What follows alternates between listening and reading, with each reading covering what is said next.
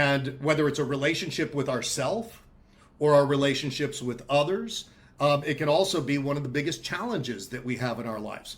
Many of us understand that. Our relationship with ourself and others influence our happiness. They shape our destiny. Right? But oftentimes in relationships, we find ourselves where we're battling with low self-esteem, with self-doubt problems, with fear of intimacy, with fear of abandonment, with all the things that interplay in how we interact with other people. And without the right guidance, sometimes we can get very stuck, or we can get stagnant, or we can get in frustration or loneliness and isolation, and we can take our life another way that doesn't really advance us, right? And if you imagine, if you have gone away where you've isolated, I get that right after COVID. So many people were isolating and stuff.